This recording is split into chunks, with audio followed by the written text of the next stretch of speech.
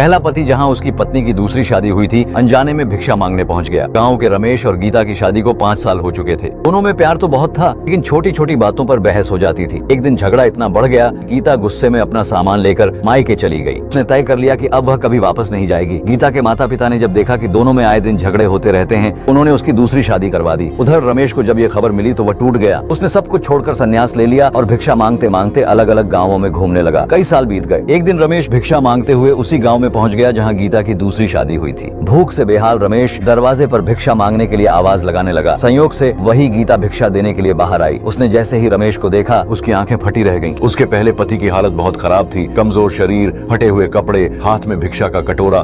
गीता की आंखों में आंसू आ गए। उसने कांपती आवाज में कहा, रमेश, आपने ये क्या हाल बना लिया? रमेश ने हल्की मुस्कान के साथ जवाब दिया, जब जीवन में सब कुछ छूट जाए तो इंसान मोह छोड़ देता है। गीता फफक कर रो पड़ी और कहने लगी, मैंने सोचा था कि दूसरी शादी के बाद खुश रहूंगी, लेकिन मेरा दूसरा पति तो रोज मारता है, गालियां देता है। आपके साथ झगड़े तो होते थे मगर उनमें प्यार था, पर यहाँ तो बस दर्द ही दर्द है। रमेश उसकी बात सुनकर चुपचाप जाने लगा, लेकिन गीता ने उसका पैर पकड़ लिया और गिड़गिड़ाने लगी, मुझे अपने साथ ले चलो, मैं भी तुम्हारे साथ संन्यास ले लूंगी। रमेश ने उसे समझाने की बहुत कोशिश की, मगर गीता अडिग रही। उसने अपने पिछले फैसले पर पछतावा किया और अब एक नया रास्ता चुनने का निश्चय कर लिया। निष्कर्ष, जीवन में गुस्से और अहंकार में लिए गए फैसले कभी कभी पूरी जिंदगी बदल देते हैं। रिश्तों में समस्याएं आना स्वाभाविक है, लेकिन धैर्य और समझदारी से उन्हें सुलझाना ही सही राह होती है।